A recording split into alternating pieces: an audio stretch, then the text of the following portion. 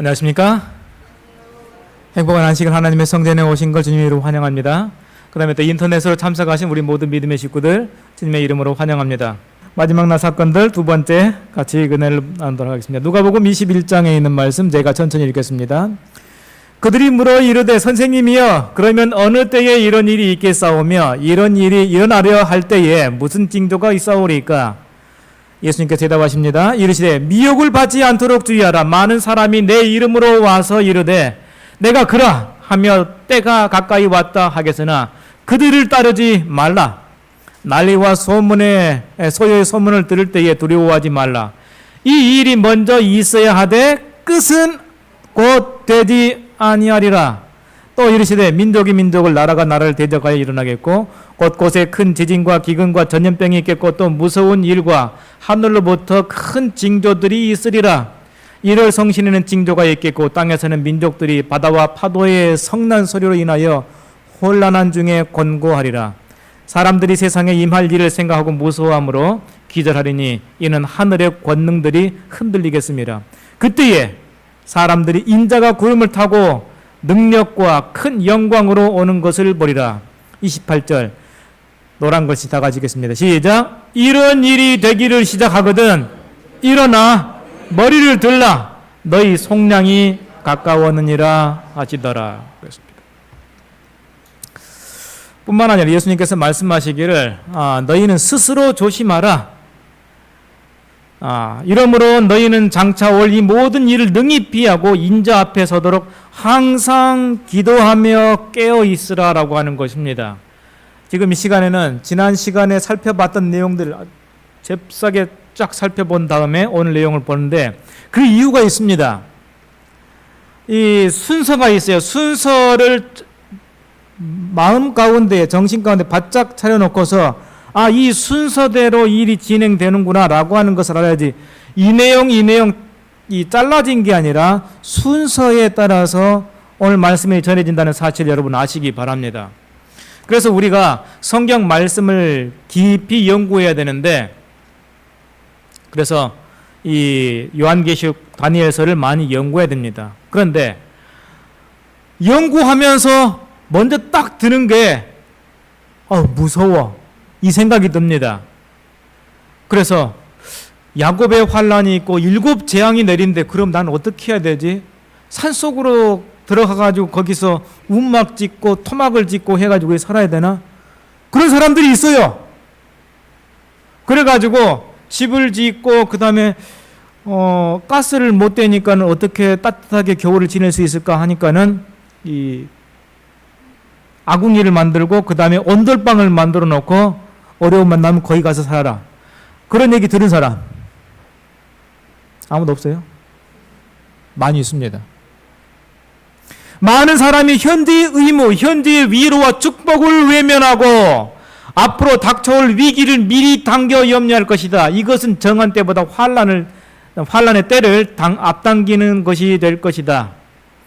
이때에 그들은 이러한 미래에 앞당겨 받는 환난을 위한 은혜를 받지 못할 것이다. 이렇게 하지 말라고 하는 것입니다. 위기 때를 해서 어떻게 준비해야 되고 어떻게 식량을 저장해 놓고 다 쓸데없는 짓이라고 나와 있습니다. 그래서 세상은 급속도로 노아 당시의 모습으로 가고 있는데 우리나라는 그런데 아프리카나 그 다음에 저개발 국가를 가보면요 와 예수님께서 언제 재림하시지? 그 다음에 저 중동 지역에 가보면은 재림교회 기독교도 씨도 없습니다. 와 언제 재림하실까라고 하는 그러한 생각이 들기도 합니다. 그렇지만 세상은 지진과 홍수와 여러 가지 많은 일들이 일어나고 있습니다. 또 전쟁이 많이 일어나고 있어요. 여러분 전쟁이 일어나는 이 시나리오가 있습니다. 이러면 전쟁이 일어난다라고 하는 것이 있어요. 전에 러시아와 우크라이나가 전쟁할 때에 그 타이밍 그 순서가 있습니다. 첫 번째 미국이나 강대국들이 대사관을 딱 철수한다고 전쟁 곧 일어난다. 일주일 전에 보통 대사관을 철수를 합니다. 그 다음에 정치 기업인들이 철수를 합니다. 그 나라에서 전쟁이 일어난다라고 하면요. 그 다음에 곧 이제 임박하면은 각 나라 자국민 국민들에게 그 전쟁 대상 국가에서 떠나라고 명령을 합니다. 아, 그러면 이제 전쟁 났구나. 그렇게 생각하면 돼요. 그런데 일주일 전에 막 이제 뭐 전쟁이 일어날 것인가 안 일어날 것인가 막 이런 일들이 있어요. 그러면은 전쟁이 일어날 때가 다 됐구나. 결정적인 이 증거는 뭔가? 대사관이 철수한다. 그러면 이제 시작한다라고 하는 뜻입니다. 그 다음에 기근이 많아질 것이고 또 여러 가지 역병, 이 돌림병 이러한 것들이 일어나는데 그 재앙의 목적은 그리스도인들에게 정신 바짝 차리라고 하는 것입니다. 어느 때에 이런 예수님께서 언제 재림하실까? 딱 보면은 앞으로 10년 남았을까? 20년? 몰라요.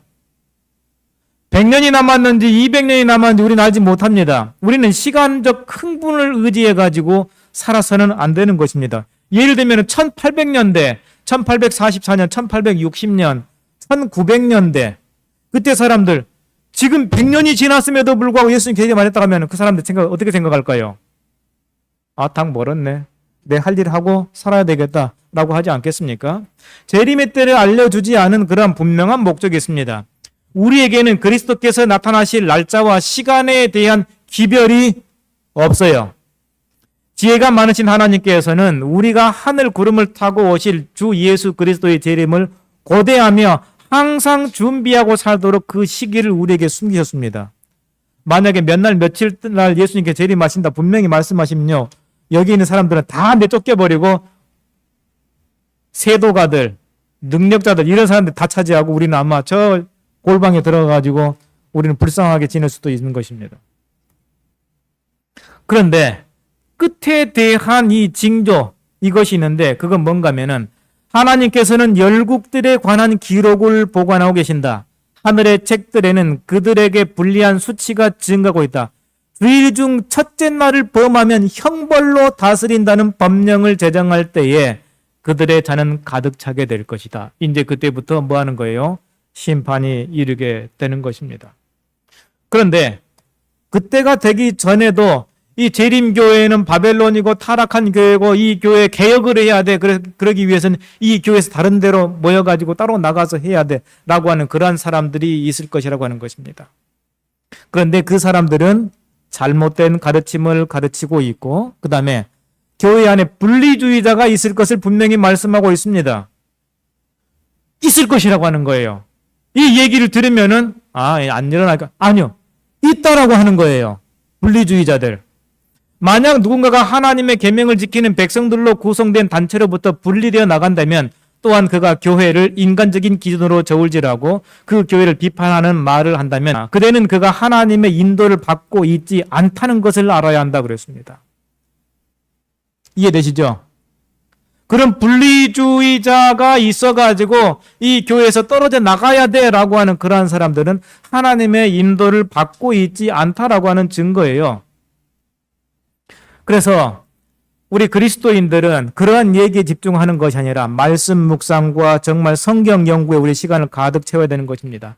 하나님과의 교통은 품성과 생애를 고상하게 해줍니다. 천박한 말을 하거나 행동이 천박하거나 그렇게 해서는 안 되는 것입니다. 누가 보더라도 저 그리스도인 비록 못 먹고 못 산다 할지라도 그의 행동과 그의 온 매무새와 그 모든 걸 통해서 그리스도인의 아름다운 향기를 내뿜을 수 있는 것입니다. 그런데 어떤 사람 보면요, 그리스도인이라고 하는데 웬 상거지같이 옷을 입고 다니는 사람들이 있어요. 생각하고 행동하는 생활, 즉 조용히 기도하면서 열심히 일하는 생활을 해야 되는 것입니다. 폭풍은 다가오고 있으며 그 폭풍은 각자가 어떤 종류의 믿음을 가졌는지를 시험할 것입니다. 우리가 매일 아침에 일어나 성경 말씀 묵상하고 기도하고 하루의 모든 삶을 하나님께 내어 맡기는 그러한 삶을 사는 사람들은 그리스도 안에서 뿌리가 굳게 박히고 오류에 휩쓸릴 위험성이 없어요. 그래서 매일 하루에 1시간 이상을 하나님께 바치고 성경 연구하는 것은 굉장히 중요한 것입니다. 오류에 휩쓸리지 않는 그러한 삶을 살게 되고 악에 대한 유일한 방어는 그리스도의 의를 믿는 믿음으로 말미암는 의에 대한 기별을 우리의 마음 가운데 확고하게 가져야 되는 것입니다. 순간마다 자기 자신을 하나님께 굴복시킴으로 하나님과의 산 연결을 가지지 않는다면 우리는 반드시 정복당할 것입니다. 하루에 몇 시간 하실 분? 다 안 하실 거예요? 다 오래 휩쓸려 나가도 괜찮아요? 하루에 반드시 1시간 이상씩 하나님과 아침에 일어나서 성경 말씀을 묵상하고 하나님과의 바른 교제를 갖는 것이 우리를 안전하게 해주는 것입니다. 이것이 있지 않으면은 우리는 반드시 어류에 휩쓸려 가지고 그 말인갑다라고 해가지고 쫓아가게 돼 있다고 하는 거예요. 그래서 비록 새롭게 된 심령이라 할지라도 매일 말씀의 소금을 적용하지 않으면 그 아름다운 상태를 계속 유지할 수 있다 없다? 없다고 하는 거예요. 매일 하늘의 은혜를 공급받아야 하며 그렇게 하지 않을 때에 아무도 회심한 상태를 지속하지 못하는 것입니다. 아침마다 말씀 묵상 제가 강조하는 이유가 여기 있는 거예요. 우리 그리스도인의 신앙의 삶을 유지할 수 없는 것입니다. 그래서 아침에 일어나가지고 성경 말씀의 영적인 것으로 영원한 사물로 우리의 마음이 먼저 채워지지 않으면은 하찮은 것, 쓰레기 같은 정보로 뉴스 듣고 TV 보고 드라마 보고 해가지고 우리의 마음을 채워버리면 그것으로 하루 종일 우리의 삶이 살게 되고 하나님께서 원하시는 삶을 우리가 살지 못하는 것입니다. 그래서 남은 재림 성도들의 삶은 뭐한가? 재림 때까지 열심히 일하면서 장사하고 살라라고 하는 것입니다. 그리스도께서는 그분이 오실 때에 당신을 기다리는 무리들 중에서 어떤 사람은 사업 거래에 종사할 것이며 어떤 사람은 들에서 씨를 뿌릴 것이며 다른 사람은 추수장에서 수확할 것이며 다른 사람들은 맷돌을 갈고 있을 것이라고 말씀하셨다. 그분의 택하신 백성들이 생활의 의무와 책임을 버리고 한가하게 명상하며 종교적 환상에 사로잡혀 사는 것은 하나님의 뜻이 아니다라고 하는 거예요. 예수님께 재림하실 때니까 내 산속에 들어가서 기도하며 살아야지. 이게 아니라고 하는 거예요. 이해되죠? 예수님께 재림하시니까 나는 저기 기도원에 가가지고 산속에 들어가지고 움막 짓고 거기 토막 짓고 집을 짓고 나 살래. 이게 아니라고 하는 거예요. 그렇지만은 오늘 하루가 마치 내 인생의 마지막인 것처럼 그대와 그대 자신의 자녀들을 하나님께 바치라. 여러 달 혹은 여러 해를 기약하지 말라. 그것은 그대의 것이 아니다. 단지 짧은 하루, 한 날이 그대에게 주어졌을 뿐이다. 그 날이 마치 지상에서의 마지막 날인 것처럼 주님을 위해 열심히 일하라고 하는 것입니다. 하루 성공하면 되는 거예요. 매일매일 하루 하나님 안에 살면 되는 것입니다. 그대의 모든 계획을 하나님 앞에 내어놓고 주의 섭리가 지시하는 대로 추진하든가 포기하든가 하라. 그렇게 하기 위해서는 반드시 아침에 이 일을 해야 되는 것입니다. 그 다음에 이 안식일 나오셔가지고 여러분 교회 나올 때 기쁨으로 하나님 앞에 성전을 이 봉헌 헌금을 드릴 때에 제가 이 소개할 때마다 너무너무 행복하고 좋아요. 왜 그런가 하면은 이 세상에서 우리의 미래의 생명을 위한 우리의 적합성을 결정하기 위한 시험 중에 처해 있기 때문에 우리의 품성의 이기심을 제거하기 위해서 하나님께서 우리에게 주신 제도가 헌금 제도인 것입니다. 이 세상에서 우리에게 일시적인 소유를 위탁하심으로 우리가 이것들을 사용하는 것을 보아서 영원한 부를 우리에게 맡기실 수 있는지의 여부를 지금 하나님께서 시험하고 계시기 때문에 그런 것입니다. 그 다음에 우리의 건강을 소중히 생각하고 잘 유지해야 되는 것입니다.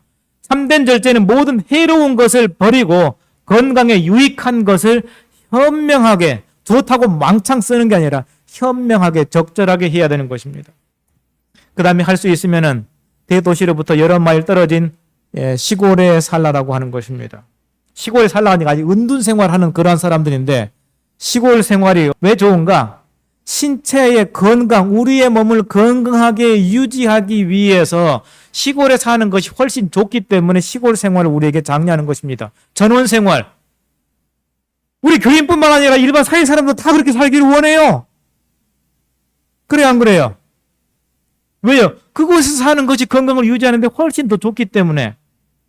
그런데 성경에서 얘기하는 전원생활, 시골 생활은 뭔가 여러 마일 떨어진 곳에 살라고 그랬는데 미국이나 뭐 호주나 이런 데 설명하면서 전원생활, 시골 생활하기 딱 좋은 곳이다라고 하면서 내시빌에서 약 9마일, 샌디에고에서 약 7마일, 로스앤젤레스에서 약 8마일, 세인트 헬레나부터 약 8마일, 그러니까는 1마일이 1.6km이기 때문에 기껏 떨어져 봤자 도시 중심으로부터 해가지고 약 10km에서 한 12km 그 내외밖에 안 돼요. 그러니까는 도시 변두리에서 하나님의 백성들은 살라고 하는 것이지 차 타고 막 2시간, 3시간씩 가는 그 산속에서 살라고 하는 것이 아닌 것입니다. 시골 생활, 전원 생활을 얘기하는 사람들이 완전히 착각하고 있어요. 그 다음에 그리스도인들이 다 저 산속으로 들어가 보는 도시에 누가 전도를 합니까? 가까운 데 있어야죠. 온 세상을 뒤덮고 있는 영적 흑암은 인구가 밀집된 지역에 더욱 강렬하다. 근데 그 가운데에 하나님의 복음의 말씀을 간절히 기다리는 사람들이 많다라고 하는 것입니다. 하나님의 복음을 듣기를 원하는 사람들이 어디에 있다고요?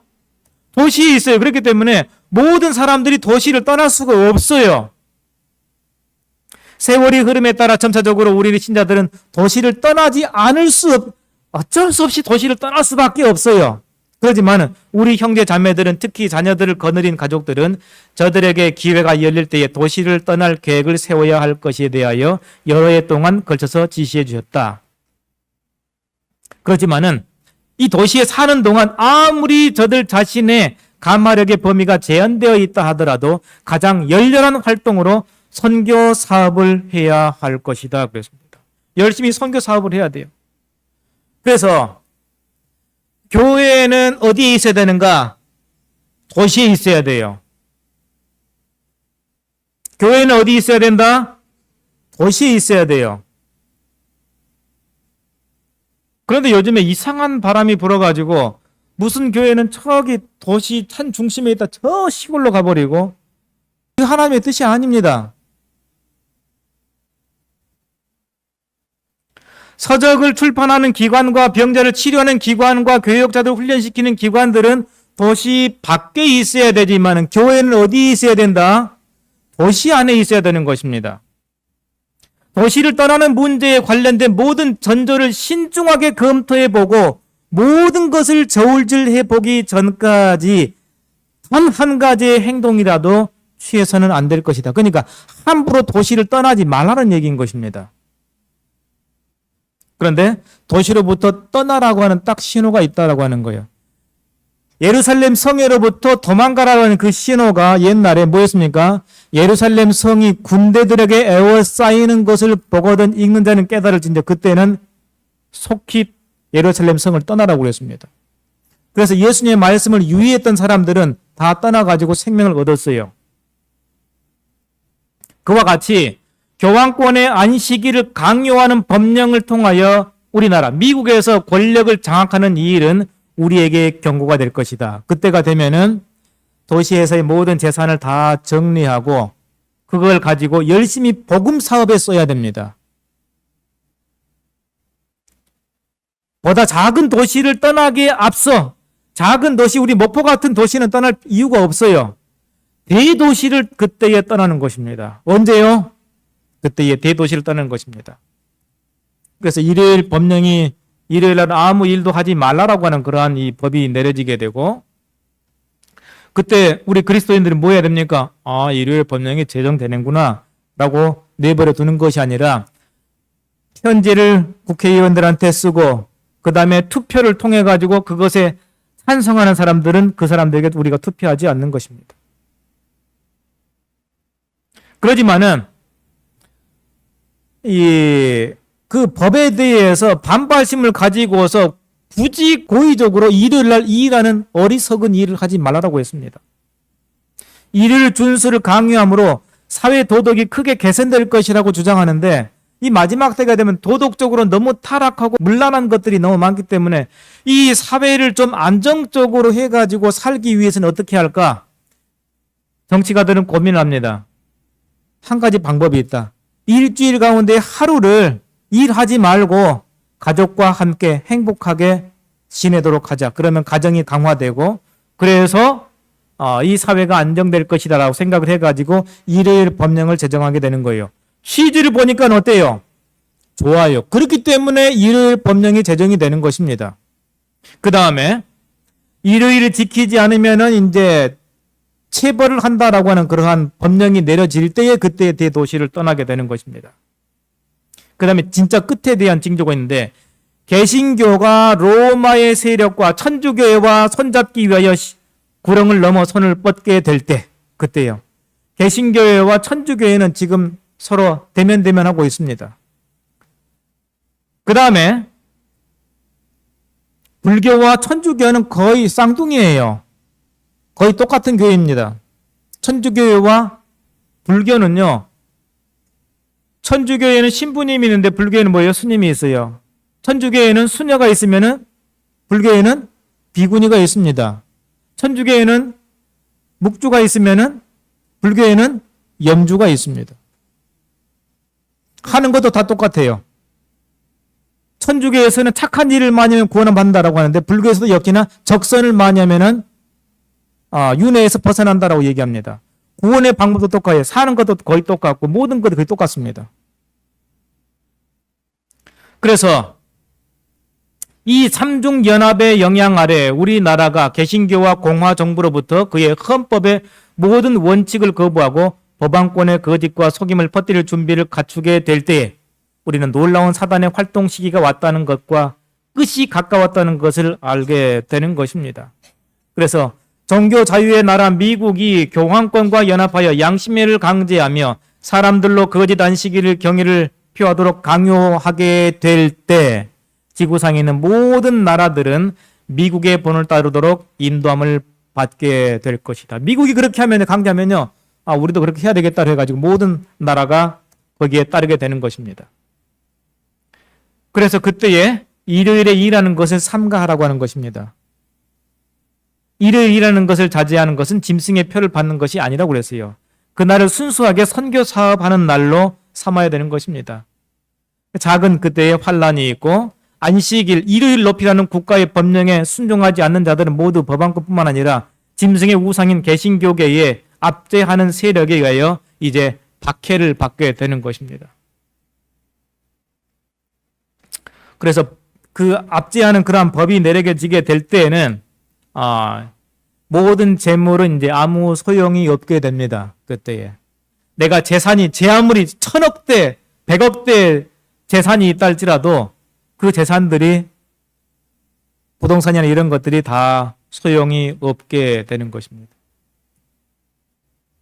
그래서 박해 아래도 굳게 서는 방법은 십자가에 달리신 그리스도 곧 우리의 의가 되시는 그리스도에 대한 설교가 영혼의 굶주림을 만족시켜준다. 우리가 이 위대한 중심 진리로 사람들의 관심을 이끌 때 믿음과 소망과 용기가 심령에 이르러 오는 것입니다. 여러 가지 이 핍박이 이르게 될 때에 교회 가기가 너무 힘들고 신앙생활 유지하기가 너무 힘들어요. 그러면은 예수 그리스도의 믿음으로 말미암는 의의 기별을 전하는 것입니다. 그래서 이제 사단이 마지막 날에 이제 속임수를 하게 되는데 죽은 사람이 마치 살아있는 것처럼 엊그저께 장례식을 하고 화장을 하는 거 봤는데 그 다음날 사람이 동네 걸어다녀. 뭐라고 하는가? 분명히 화장을 했는데 이 사람이 걸어다녀요? 뭔 일이냐 물으면은 내가 죽음에서 부활했다. 화장대에 들어간 걸 봤는데 내가. 그런 사람들이 내가 헛것을 봤나 진짜를 봤나. 그들은 죽은 자의 상태를 확실히 이해해야 한다. 왜냐하면 마귀의 영들이 그들에게 나타나 사랑하는 친구요 친척들이라고 공언하면서 안식일이 변경된 사실과 다른 비성경적 교리를 선포할 것이기 때문이라고 그랬습니다. 이 사람들이 안식일이 토요일에서 일요일로 바뀌었어 라고 하면서 비성경적인 교리를 이 사람들이 열심히 전하고 다니는 것입니다. 언제요? 마지막 사단이 속이기 때문에. 그 다음에 사탄이 마치 하나님의 모습을 하고 나타나는 것입니다. 병 고치는 일을 하고 놀라운 이적들을 행합니다. 우리가 흔히 그 성화를 보면 예수님께서 40일 동안 금식하시고 마귀에게 시험 받을 때 사단 마귀가 어떻게 생겼습니까? 늑불 가지고 시커멓고 그냥 박쥐 날개를 달고 있는 그런 모습으로 사람들이 표현했는데요. 광명한 천사로 나타났다고 그랬습니다. 뭐라고요? 광명한 천사로 나타나가지고 얘기하기 때문에 저 사람 말을 믿으면 괜찮을 것 같아. 그런 생각이 들게 사탄은 하는 것입니다. 그 다음에 그런 사람들을 통해 가지고 거짓 부흥이 일어나게 되는 것입니다. 그러므로 셋째 천사의 기별이 크게 전파되기 전에 그는 이러한 종교 단체들 가운데 부흥을 일으켜 진리를 거절한 자들이 하나님께서 그들과 함께 하신다고 생각하도록 만들어 가지고 장갑리 교회가 부흥이 엄청나게 일어나게 되는 것입니다. 왜 이런 거짓 부흥이 일어나는가? 참 경건의 부흥이 일어날 것을 알기 때문에 미리 거짓 경건의 부흥이 일어나요. 언제요? 일요일 법령이 내려진 이후에 이러한 일들이 있을 거라는 거예요. 그러니까는 일요일 법령이 내려지면 은혜의 시기가 끝난 것입니까? 아니에요. 여전히 하나님의 복음의 말씀을 들을 수많은 사람들이 있기 때문에 은혜의 문이 열려 있고 참된 경건의 부흥, 늦은 비 성령이 이때 일어나는 것입니다. 하나님의 최후의 심판이 세상에 내리기 전에 주님의 백성 중에는 사도시대 이래 일찍이 목격하지 못한 근본적인 경건의 부흥이 일어날 것이다. 영혼의 원수는 이 일을 방해하려고 이 운동이 일어나기 전에 가짜 운동을 꾸며내므로 이를 막으려고 노력할 것이다 그랬습니다.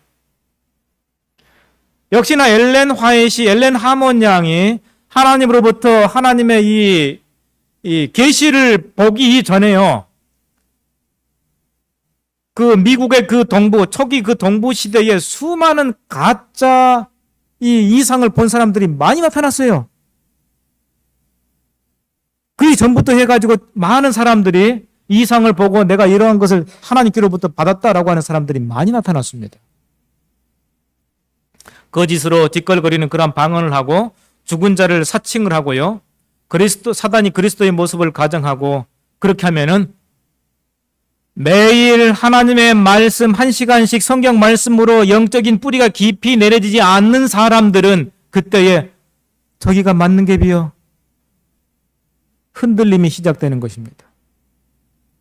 교회가 평화와 번영의 때에 하지 못한 사업은 가장 절망적이고 어려운 환경 아래 무서운 위기 가운데에서 해야 할 것이다. 세상과 일치됨으로 침묵해 버렸거나 억제되었던 경고들은 믿음의 원수들 때문에 생긴 가장 심한 반대 아래 전해져야 한다. 그리고 그때가 되면 그들의 영향으로 꾸준히 사업의 발전을 방해해온 피상적이고 보수적인 계층은 믿음을 버릴 것이다. 하나님의 말씀을 깊이 매일 묵상하고 하나님의 말씀을 연구하지 않은 사람들은 믿음을 버릴 거라고 하는 것입니다. 그래서 거짓 교리들이 사람들을 다 싹 훑어가지고 데리고 나가버립니다. 그래서 교회는 거의 넘어질 것처럼 보여요.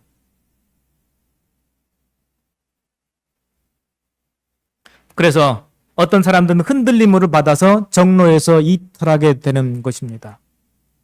그것을 위하여 오래 참음으로 탄원하고 고민하고 고귀한 승리를 쟁취한 자들과 연합하지 못한 부주의하고 무관심한 자들은 승리를 얻지 못하였으며 그들은 어두움 가운데 버려진 바 되었으며 대신 늦은 비 성령을 통해서 대신 진리를 붙들고 그 대열 가운데 참여한 다른 사람들이 그들의 자리를 채웠다. 여러분의 자리를 다른 사람이 차지하지 못하게 하는 유일한 방법은 진리 안에 굳게 서는 것입니다. 아멘. 매일 하루에 1시간 이상씩 하나님의 말씀을 연구하고 묵상하고 하는 그러한 삶을 사는 사람은 오류에 휩쓸리질 않아요. 진리 안에 굳게 서게 되는데 다른 사람들은 다 휩쓸려 나가면은 사회에서 하나님의 진리를 간절히 갈망하던 사람들이 그 자리를 차지하게 되는 것입니다. 대열 중의 공백은 그리스도에 의하여 제11시에 온 것으로 대표되는 자들에 의하여 채워지게 될 것입니다. 우리 가운데 단 한 사람도 이런 사람이 있어서는 안 되겠습니다. 그런 일이 뭘 통해서 이루어지는가? 늦은 비 성령을 통해서 이루어지는 것입니다. 그 늦은 비에 대한 약속은 뭔가? 사도시대의 성령이 부어주심은 이른 비였으며 그 결과 영광스러웠다. 온 세계에 복음이 전파되었습니다. 그러나 늦은 비는 더 풍성할 것이다. 세상의 추수의 끝이 가까울 때에 인자의 오심을 막기 위하여 교회를 준비시키고자 영적인 은혜의 특별한 부어주심을 약속되었다. 이러한 성령의 부어주심은 늦은 비가 내리는 것으로 비유된 것입니다. 우리의 이 생활도 역시나 마찬가지예요. 그러면은 이른 비가 AD 30년에 내렸으면은 늦은 비가 예수님께서 재림하시기 바로 직전에 내리면은 그 사이에 그 공백은 어떻게 됩니까? 우리 각자의 삶에 있어서도 이른 비와 늦은 비가 있습니다. 이른 비는 내가 예수 그리스도를 발견하고 믿음을 시작할 때에 열성을 가지고 하나님을 믿으면은 그게 뭐예요? 이른 비이고, 신앙생활 오래 가면서 점점 인생의 연단을 받고 하나님의 말씀 묵상을 하고 그러면서 늦은 비 성령을 우리가 경험하게 되는 것입니다. 그래서 일찍이 목격하지 못한 근본적인 경건의 부흥, 일요일을 지키라고 하는 그런 법령이 내린 가운데에 일요일과 참 안식일, 거짓 안식일과 참 안식일이 싸우는 가운데에 하나님의 진리의 말씀이 전해지는 것입니다. 하나님의 최후의 심판이 세상에 내리기 전에 주님의 백성 중에는 사도시대 이래 일찍이 목격하지 못한 근본적인 경건의 부흥이 일어날 것이다. 그럼 만약에 예수님께서 100년 이후나 50년 이후에 예수님께서 재림하신다면 여기 이 자리에 남아있을 사람이 몇 사람이 있을까요? 젊은 세대 한 30대나 살아남아있고 나머지는 다 무덤 속에 있을 것입니다. 그럼 늦은 비 성령을 언제 받죠? 지금 받아야 돼요. 늦은 비 성령 언제 받아야 된다? 지금 받아야 되는 것입니다. 이른 비는 회심을 일으키고 늦은 비는 그리스도와 같은 품성을 개발시키는 것입니다. 우리의 경험의 어느 지점에도 우리로 첫 출발을 할 수 있게 했던 그런 도움 없이 지낼 수 없다. 이른 비 아래에서 받은 축복들은 마지막까지 우리에게 필요하다. 우리가 하나님의 성령을 구할 때 그것은 우리 안에서 역사하여 마음의 온유와 겸손을 소유하게 하며 완전케 하는 늦은 비를 받기 위하여 하나님을 의식적으로 의지하도록 할 것이다. 그래서 우리가 아침마다 성경 말씀을 묵상하고 하는 것은 늦은 비 성령을 받는 것입니다. 아멘. 나이가 60 이상이 된다라고 본인이 생각된다면은 지금 늦은 비 성령을 받아야 돼요. 아멘. 언제 내 인생이 끝날지 모르는 것입니다. 그래서 늦은 비를 받기 위해서는 각종 집회에 열심히 참석해야 되는 것입니다. 그러면 얼마나 우리가 성령을 받게 될 것인가? 우리의 갈망의 정도와 그것을 위하여 행사된 우리의 믿음과 우리에게 주어지게 될 빛과 지식을 우리가 활용하는 데 있어요. 작은 빛을 받으면 그 작은 빛을 받는 대로 그걸 활용하고, 큰 빛을 받으면 큰 빛을 받은 대로 우리가 그 믿음을 활용하면은 성령이 좀 더 우리에게 주어지게 되는 것입니다. 그리고 개혁과 부흥이 수반되고요. 참된 회개란 지난 시간에 살펴본 것처럼 예수 그리스도를 닮게 되는 것입니다. 하나님과 인간 동료를 위한 성화된 애정, 정말 불쌍히 여기고 사랑하는 그러한 정신, 사랑과 순결의 정신, 친절하고 상냥한 그리스도인이 되는 것입니다. 그리스도인이라고 하는데 성질 팍 내고 그냥 문 땅 닫고 그냥 나가고, 이거 아직도 우리가 여전히 성화되지 못하고 참된 회개를 경험하지 못했다고 하는 그러한 증거인 것입니다.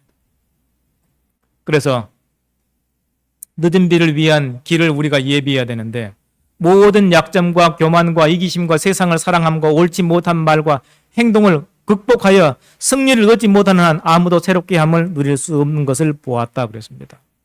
그래서 우리의 잘못된 과거의 그 모든 어떤 행실들을 고치기 위해서 노력해야 되는 것입니다. 이제 앞으로 늦은 비 성령을 통해서 큰 외침이 이르러오게 될 것입니다. 많은 하나님의 백성들이 바벨론 가운데 있을 것이 분명하다. 이 도시에 있는 것입니다. 그러면 오늘날 그리스도를 따르는 자들은 대부분이 어떤 종교단체에 속해 있을까? 의심할 여지 없이 그들은 개신교의 신앙을 가진 여러 종류의 교회에 속하여 있다 그랬습니다. 이스라엘 백성들이 하나님의 말씀을 듣지 않게 되었을 때 몽땅 다 어디로 포로로 잡혀가게 되었습니까? 바벨론의 포로가 잡혀가 됐어요. 하나님의 백성들이 어디에 있었어요? 바벨론에 있었습니다. 그래서 현대의 바벨론에 하나님의 백성들이 많이 있는 것입니다. 그래서 바벨론의 무너짐은 아직 완성되지 않았습니다. 모든 나라를 그 음행으로 인하여 진노의 포도주를 먹이던 자로다. 어떻게 이런 일이 이루어질까? 사람들로 거짓 안식일을 받아들이도록 강요함으로써 바벨론이 되는 것입니다. 그래서 하나님의 마지막 기별의 핵심은 뭔가? 안식일? No. 물론 맞기는 맞지만, 그 다음에 재림? 맞기는 맞지만 그것이 아닙니다. 여러 사람이 믿음으로 말미암는 의에 대한 기별이 셋째 천사의 기별이 아니냐고 편지로 나에게 물어왔으면 나는 그것은 참으로 셋째 천사의 기별이다라고 했다 그랬습니다. 믿음으로 말미암는 의의 기별이 무엇입니까? 내가 구원 얻는데 내가 십계명 잘 지키고 착한 일 많이 하면 내가 구원 얻는다. 이거 율법주의입니다. 그거 못 받아요. 성경 말씀 내가 열심히 따라서 열심히 살았어요. 하나님 저 구원해 주세요. 하나님 뭐라 해요? 나 너 모른다 그러십니다. 왜요? 하나님 말씀대로 따라 살았잖아요. 하나님께서 여전히 나 너 모른다 하십니다. 우리가 어떻게 구원받는가? 예수 그리스도의 보혈로 구원 얻는 것입니다. 예수 그리스도가 십자가에 달려 죽으심을 믿음으로 우리가 구원을 얻는 것입니다. 그래서 우리가 구원받을 때에 자랑할 것이 아무것도 없어요. 하나님께서 우리를 구원하신 것은 하나님의 은혜로 우리가 구원받았기 때문에 하나님의 모든 말씀은 감사함으로 은혜 가운데에 지켜지는 것입니다. 그래서 세상에 마지막에 전파되어야 할 마지막 그 기별은 우리의 죄를 대신해서 십자가에 달려 죽으신 그 하나님의 말할 수 없는 그 큰 사랑을 세상 가운데에 드러내는 것입니다. 그건 뭔가 세상의 수많은 신들은요, 안 믿을래? 안 믿으면 칼로, 안 믿으면 총으로, 이렇습니다. 나를 경배해라. 그렇지 않으면은 뱀으로 확 물어 죽이겠다. 이게 일반 종교의 모습이에요. 그러지만 하나님 어떤 하나님이에요? 내가 죽어야 하는 그 죽음을 대신 죽으러 오시는 그 사랑의 하나님입니다. 세상에 그런 신이 어디 있습니까, 여러분? 세상에 그런 사랑의 신이 세상에 어디 있어요? 없어요. 그처럼 사랑과 자비와 은혜가 풍성하신 신이 도무지 찾을 수 없는 것입니다. 그런 사랑의 하나님을 우리가 믿고 있기 때문에 우리가 사랑의 하나님을 우리가 섬기고 경배하고 그 기별이 세상 땅끝까지 전해져야 되는 것입니다. 박해의 폭풍과 실제로 우리에게 닥칠 때에 그때 세 천사의 기별은 큰 외침으로 불어날 것이며 온 세상은 주님의 영광으로 환하게 될 것이다. 참 아이러니예요. 왜 그런가? 평안하고 안전할 때 전화를 하면 안전해. 언제 전해요?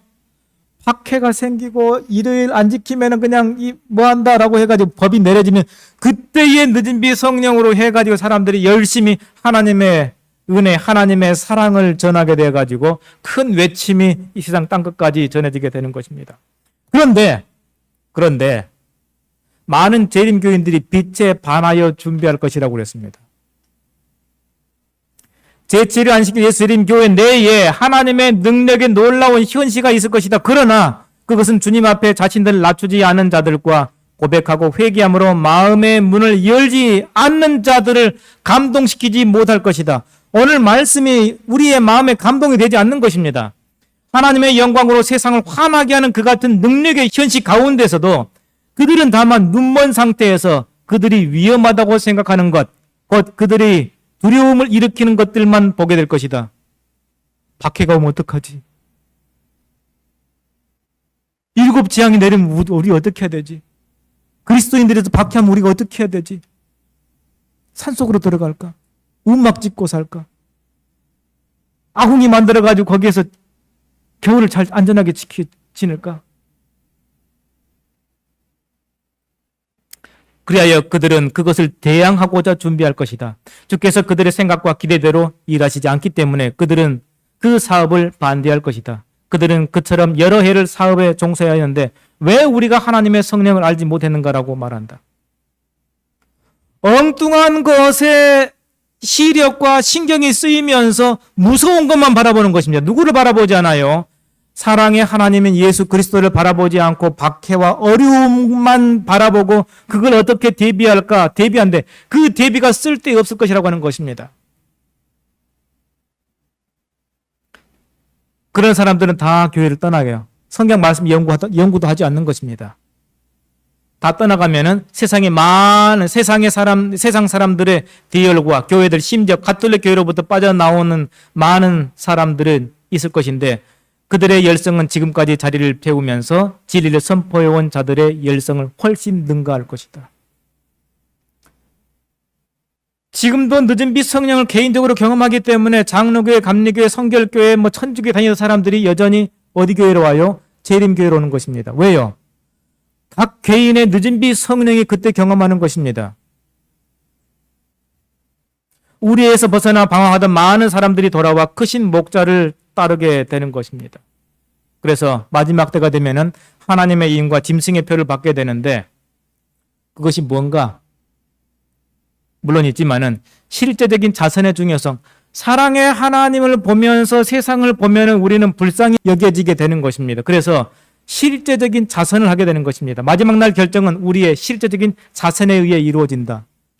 그렇기 때문에 우리가 착한 일을 해야만 구원받는가? 그건 아니에요. 그리스도께서 모든 자선의 행동을 당신 자신에게 행한 것으로 인정하신다. 민족들이 그리스도 앞에 모일 때에 두 부류로만 나누어질 것이며 그들의 영원한 운명은 그리스도를 위하여 가난하고 고통받는 자들을 도와주었느냐 또는 도와주지 않았느냐에 따라 결정될 것이다. 하나님의 인이 무엇인가? 그것은 볼 수 있는 어떤 인이나 표가 아니고 지적으로 영적으로 진리 안에 안착함으로 그들이 요동할 수 없게 되는 것이다. 아멘. 매일 1시간 이상씩 성경 말씀을 연구하고 하나님의 진리의 터와 기둥의 뿌리가 깊이 박혀가지고 흔들리지 않는 때인 것입니다. 나이 60 이상 흔들리지 않는 그러한 믿음 가운데 굳게 서기 위해서 우리가 노력해야 되는 것입니다. 하나님의 백성들은 인을 막고 흔들림을 위한 준비를 갖추자마자 흔들림이 올 것이다 그랬습니다. 하나님의 인을 받는 사람은 어떤 사람인가? 사랑은 순종을 통하여 나타나며, 사랑은 뭘로 나타난다고요? 순종을 통해 나타나요. 하나님의 말씀이 이것이다라고 하면 그 말씀을 그대로 사랑으로 순종하게 되는 것인데, 에이 이건 내 마음에 안 드니까 내 마음대로 할 거야, 이렇게 살지 않는 것입니다. 여러분, 사랑은 순종을 통하여 나타나게 되고 우리가 믿음 가운데 올바로 서게 하는데, 작은 거 하나 절제하지 못하고 작은 거 하나 그것 때문에 내가 구원받지 못한다면 세상에 그처럼 불쌍한 사람이 어디 있겠습니까? 그래서 하나님의 말씀대로 따라 살기 위해서 노력해야 돼요. 여러분, 아침에 일어나기 힘들다고 해가지고 안 하는 사람들이 많습니다. 우리는 그분의 충만하심을 구하고 언제나 더욱더 높이 오르고 그분의 품성에 완전에 이르기 위하여 노력하고 있는가? 분량에 이르기 위해 노력하고 있는가? 하나님의 종들이 이 지점에 이를 때에 그들은 이마에 인을 받게 될 것입니다. 그래서 노령의 사람들, 90세가 넘은 사람들이 우리의 세상에 살아가고 있다. 고령의 자연적 결과가 그들의 허약 속에 보인다. 그러나 그들은 하나님을 믿고 하나님은 그들을 사랑하신다. 하나님의 인이 그들에게 찍혀 있다. 그런다 할지라도 고집스럽게 한 가지의 죄를 고집하고 있으면 하나님의 인이 그에게 찍히지 않는 것입니다. 이것도 우리가 알아야 돼요. 짐승의 표를 받는 때는 언제인가? 하나님께서 당신과 인류 사이에 하나의 표로서 또는 저들의 충성의 시금석으로 안식일을 사람들에게 주셨습니다. 하나님의 율법에 대한 빛을 받고도 계속적으로 불순종하며 우리 앞에 놓여있는 큰 위기 가운데에 하나님의 율법보다 인간의 율법을 높이는 자들은 짐승의 표를 받게 되는 것입니다. 하나님의 말씀이 분명히 있음에도 불구하고, 안식일이라는 그러한 십계명이 분명히 있음에도 불구하고 그것을 무시하고 여전히 일요일날 교회 가서 예배드리는 사람들은 그러다가 죽으면요 짐승의 표를 받게 되는 것이라고 하는 것입니다. 그러면 지금 장갑 끼는 사람 다 짐승의 표를 받았게요? 아니요, 그렇지 않습니다. 저들이 빛을 받아들이고 넷째 계명에 대한 의무를 깨닫기까지는 아무도 정죄를 받지 않는다. 그러나 거짓 안식일을 강요하는 법령이 반포되고 셋째 천사의 크게 외치는 소리가 짐승과 그 우상에게 경배하는 것에 대하여 사람들에게 경고하게 될 때에 거짓 것과 참 것을 분명히 구별하는 선이 그어지게 될 것입니다. 지금도 그어지고 있고요. 누구에게요? 나이 60, 70, 80, 90 되는 사람들에게 선이 분명하게 그어진 것입니다. 그때까지도 계속해서 넷째 계명을 범하는 자들은 짐승의 표를 받게 되는 것입니다. 그래서 은혜의 시기가 이제 짐승의 표가 주어짐으로 끝나게 되고 하나님의 인이 주어지므로 이제 끝나게 되는 것입니다. 그래서 마지막 7 재앙이 세상에 내리게 됩니다. 이를 어쩌나? 아니에요. 네 천사들이 하나님의 종들의 이마에 인쳐질 때까지 이 세상의 열강들을 붙들게 되는 것입니다. 그래서 7 재앙이 세상에 내린다 할지라도 우리는 두려워할 게 없어요.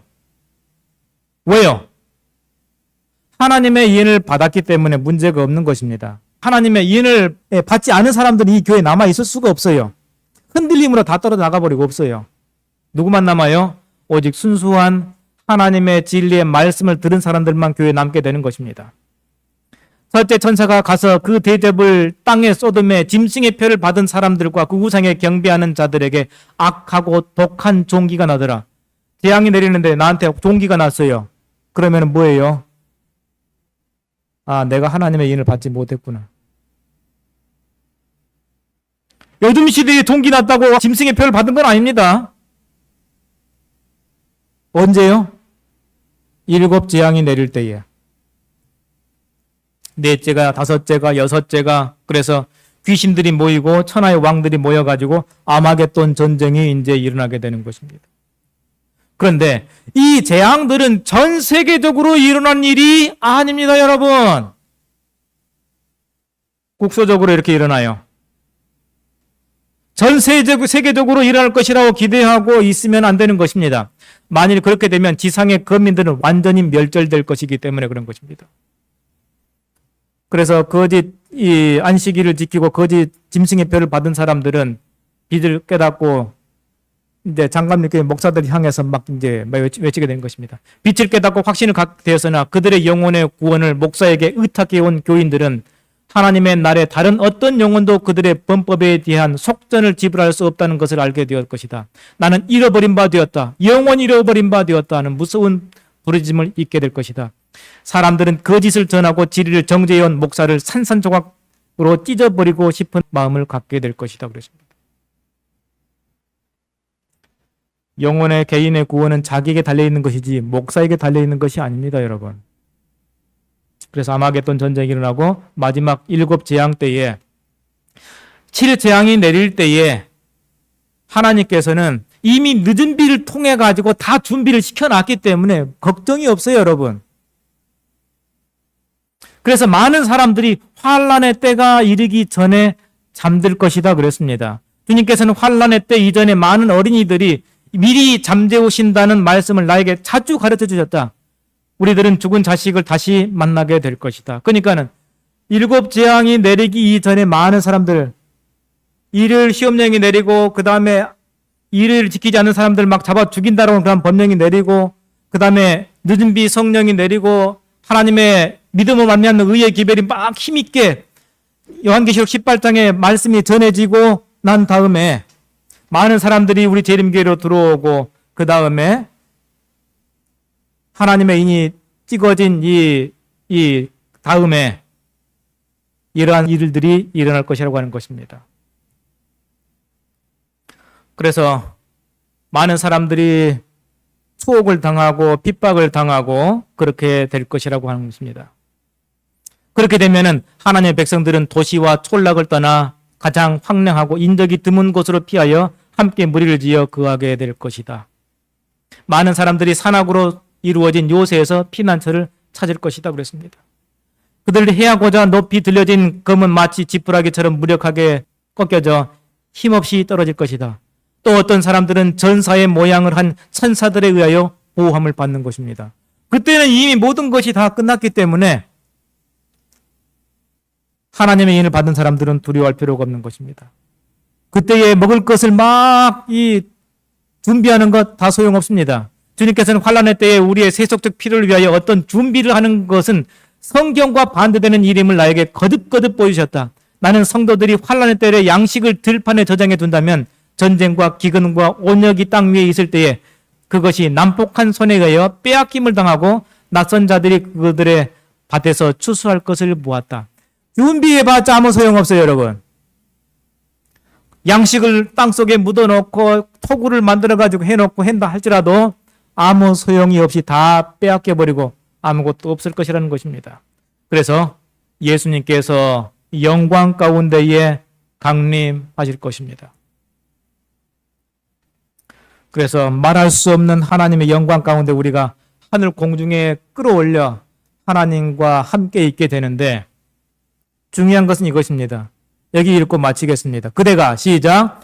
그대가 하늘에서 성도가 되고자 하면 그대는 먼저 지상에서 성도가 되어야 한다. 그대가 사는 동안 간직하고 있는 품성의 특성은 죽음에 의해서나 부활에 의해서도 변하지 않을 것이다. 그대는 가정과 사회에서 나타냈던 동일한 성향을 가지고 무덤에서 나올 것이다. 예수님은 당시의 재림 때의 품성을 변화시키지 않으신다. 변화의 삽은 지금 이루어져야 한다. 우리의 매일의 생애는 우리의 운명을 결정하고 있다. 우리가 하늘 처소에 적합한 자가 되려면 그리스도의 은혜를 통하여 품성의 결함들을 회개하고 극복해야 하며 이 은혜의 시기 동안 균형 잡힌 품성을 이루어야 한다. 아멘.